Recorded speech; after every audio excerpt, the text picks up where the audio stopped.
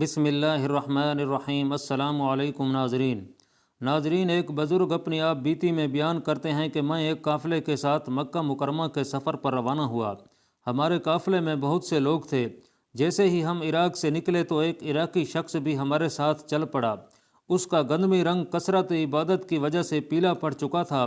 اس نے پیوند دار لباس پہن رکھا تھا۔ اس کے ہاتھ میں عصا تھا اور ایک تھیلی سی جس میں تھوڑا سا توشہ تھا۔ جب وہ قافلے کے ساتھ ملا تو ہم نے اس سے پوچھا، شاید تم ایک غلام ہو؟ اس نے کہا، جی ہاں، میں ایک غلام ہوں۔ لوگوں نے اس کی حالت دیکھ کر پھر کہا، ہمارا گمان ہے کہ تم ایک برے غلام ہو اور اپنے آقا سے بھاگ کر آئے ہو۔ کہنے لگا، ایسا ہی ہے۔ لوگوں نے پھر کہا، جب تم اپنے آقا سے بھاگ رہے ہو تو اسی وجہ سے تمہاری یہ حالت ہے۔ اگر تم اپنے آقا کے پاس ہوتے اور اس کا کہنا مانتے تو یقیناً تم اس حالت کو نہ پہنچتے۔ تم نہایت ہی برے اور قصوروار غلام لگتے ہو۔ کہنے لگا، بے شک اللہ رب العزت کی قسم، میں ایک گناہ گار غلام ہوں۔ میرا آقا تو بہت ہی اچھا ہے، میں ہی قصوروار ہوں۔ اگر میں اس کی اطاعت کرتا اور اس کی رضا چاہتا تو میری یہ حالت ہرگز نہ ہوتی۔ یہ کہہ کر وہ رونے لگا اور اتنا رویا کہ قریب تھا کہ غش کھا کر گر پڑتا۔ اسے اس قدر روتا دیکھ کر قافلے والوں کا دل پسیج گیا اور اس پر ترس کھانے لگے۔ پھر ایک شخص نے اسے ہمدردانہ لہجے میں کہا، اے غلام، ڈرو مت، میں تمہارے لیے تمہارے آقا سے امان لے لوں گا۔ تم اس کی طرف لوٹ جاؤ اور توبہ کر لو۔ وہ کہنے لگا، میں اس کی طرف لوٹتا ہوں اور اس کے انعامات میں رغبت رکھتا ہوں۔ لوگوں کو کچھ سمجھ نہیں آ رہی تھی کہ اس کا آقا کون ہے اور اس نے ایسا کون سا گناہ کیا ہے کہ جس کی وجہ سے اس قدر گریہ وزاری کر رہا ہے۔ بہرحال ناظرین، اسی دن قافلہ چل پڑا اور تیزی سے سفر کرنے لگا۔ ایک رات جب قافلے نے پڑاؤ کیا تو رات کو شدید بارش ہو گئی۔ پہاڑی علاقہ ہونے کی وجہ سے سردی کی شدت میں اضافہ ہو گیا، حتیٰ کہ قافلے والوں نے خیمے نصب کیے اور اپنے اپنے خیموں میں ٹھٹر کر بیٹھ گئے۔ غلام کے پاس نہ تو کوئی خیمہ تھا اور نہ ہی کجاوا۔ مزید یہ کہ اس نے قافلے والوں میں سے کسی سے مدد بھی نہیں مانگی اور ساری رات باہر سردی میں پڑا رہا۔ صبح قافلے والے بیدار ہوئے اور روانگی کی تیاری کرنے لگے تو دیکھا کہ وہ غلام ابھی تک سو رہا تھا۔ ایک شخص نے اسے آوازیں دیں مگر اس نے کوئی جواب نہ دیا۔ اس نے قریب ہو کر اسے جھنجھوڑا تو معلوم ہوا کہ وہ غلام فوت ہو چکا ہے۔ فوراً یہ خبر پورے قافلے میں پھیل گئی اور ہر کوئی یہ باتیں کرنے لگا کہ اپنے آقا سے بھاگا ہوا غلام فوت ہو گیا ہے۔ کسی نے کہا، اسے دفن کیے بغیر سفر کرنا مناسب نہیں۔ دوسرے نے کہا، اس کے معاملے کا کیا ہوگا؟ یعنی یہ تو اپنے آقا سے بھاگا ہوا غلام تھا۔ مگر قافلے میں ایک نیک شخص بھی تھا۔ وہ کہنے لگا، یہ غلام توبہ کر کے اپنے آقا کی طرف لوٹنے کا ارادہ رکھتا تھا اور اپنے عمل پر نادم تھا، اور ہمیں امید ہے کہ اللہ رب العزت اس کے ذریعے ہمیں نفع پہنچائے گا، کیونکہ اس کی توبہ قبول ہو چکی ہے۔ اور اگر ہم اسے دفن کیے بغیر چل پڑے تو کہیں ہم میں سے اس کے بارے میں سوال نہ کیا جائے۔ تمہارے لیے اس کے سوا کوئی چارہ نہیں کہ اس کے لیے قبر کھودنے اور اسے اس قبر میں دفن کرنے تک صبر کرو۔ لوگوں نے کہا، ہم ایسی جگہ پر ہیں جہاں پانی بھی میسر نہیں، تو پھر ہم اس کے غسل کا انتظام کیسے کریں گے؟ بہرحال ناظرین، انہوں نے کسی سے رہنمائی لی تو پتہ چلا کہ پانی یہاں سے کافی دور ہے۔ چنانچہ دو لوگوں کو پانی کی تلاش میں بھیج دیا گیا۔ وہ ابھی قافلے والوں کی نظروں سے اوجھل ہی ہوئے تھے کہ انہیں اچانک پانی کی ایک نہر نظر آئی۔ وہ شخص جو رہنمائی کر رہا تھا وہ پانی کی نہر دیکھ کر چونک اٹھا، کیونکہ اس سے پہلے اس نے کبھی یہاں کوئی نہر نہیں دیکھی تھی۔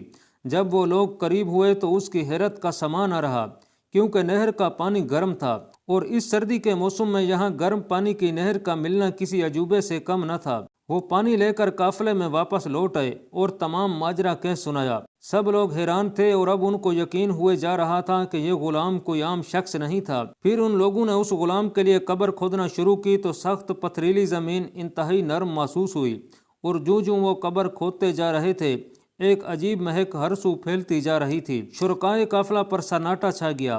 وہ ایک دوسرے کا منہ تک رہے تھے۔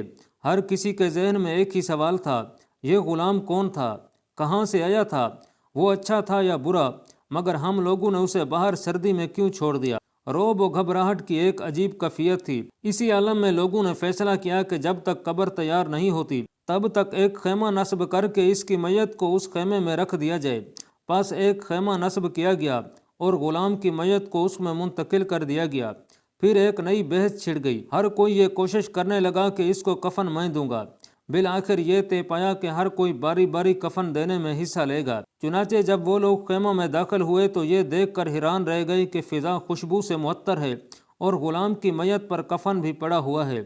پے در پہ اتنے عجائبات کا ظہور دیکھ کر اب تو قافلے والوں کو شرمندگی ہونے لگی کہ ہم نے اسے رات کو تنہا کیوں چھوڑ دیا۔ مختصر یہ کہ جب انہوں نے جنازہ اٹھایا اور نماز جنازہ کے لیے تکبیر کہی تو ان کو آسمان کی بلندیوں سے بھی تکبیروں کی آوازیں آنے لگیں۔ یہ آوازیں سننا تھیں کہ تمام قافلے والوں کے کلیجے دہل گئے اور آنکھیں پھٹی کی پھٹی رہ گئیں۔ آوازیں اس قدر تھیں کہ جیسے بہت بڑا ہجوم ہمارے سروں پر موجود ہے۔ یہ ان کے شک کو یقین بدلنے کے لیے کافی تھا کہ یہ غلام کوئی عام شخصیت نہیں ہے۔ پھر جب انہوں نے نماز جنازہ کے بعد میت کو اٹھایا تو انہوں نے محسوس کیا کہ میت کو ہم نے نہیں بلکہ کسی نظر نہ آنے والی مخلوق نے تھام رکھا ہے۔ بہرحال ناظرین، وہ میت کو قبر پر لائے اور دفن کر دیا۔ اسی روز یا اگلے دن قافلہ اپنی منزل کو روانہ ہوا۔ کچھ عرصہ بعد جب وہ قافلہ واپس لوٹا تو کوفہ کی ایک مسجد میں پڑاؤ کیا، جہاں انہوں نے اس غلام کا حلیہ اور اس کے کفن دفن کی کیفیت بیان کی۔ ناظرین، مسجد میں موجود لوگوں نے اس غلام کا واقعہ سنا تو زاروں قطار رونے لگے اور قافلے والوں سے کہنے لگے، تم جانتے بھی ہو وہ غلام کون تھا؟ قافلے والوں میں نفی میں جواب دیا تو وہ کہنے لگے، ارے انجانو، وہ غلام سید الاولیاء حضرت اویس کرنی رضی اللہ تعالیٰ عنہ تھے۔ افسوس تم لوگوں نے ان کی قدر نہ کی اور رات بھر باہر سردی میں چھوڑ دیا۔ اب تو قافلے والوں کو سخت پشیمانی ہوئی اور وہ اپنی نادانی پر اللہ رب العزت سے مغفرت کی دعائیں کرنے لگے۔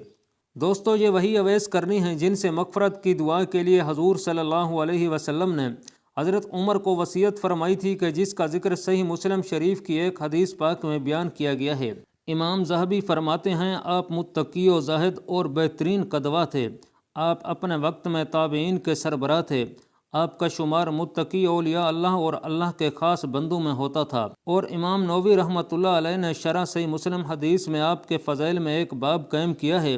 الغرض ناظرین، آپ کے فضائل و کمالات اور اللہ عز و جل کے ہاں قدر و منزلت کا اندازہ اس بات سے بخوبی لگایا جا سکتا ہے کہ آپ کا تذکرہ خود سید الانبیاء خاتم المرسلین حضرت محمد صلی اللہ علیہ وسلم نے فرمایا۔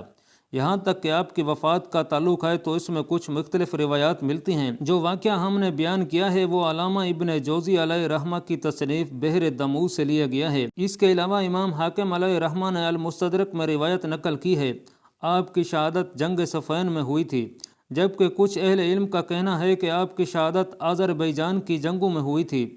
تاہم ناظرین، تمام روایان کا اس بات پر اتفاق ہے کہ آپ کا شمار اللہ تعالیٰ کے مقرب ترین بندگان میں ہوتا ہے۔ دعا ہے کہ اللہ کریم ان پر اپنی لاتعداد رحمتوں کا نزول فرمائے اور ان کے صدقے ہماری بے حساب مغفرت فرمائے۔ اللہ پاک کمی بیشی معاف فرمائے، آمین۔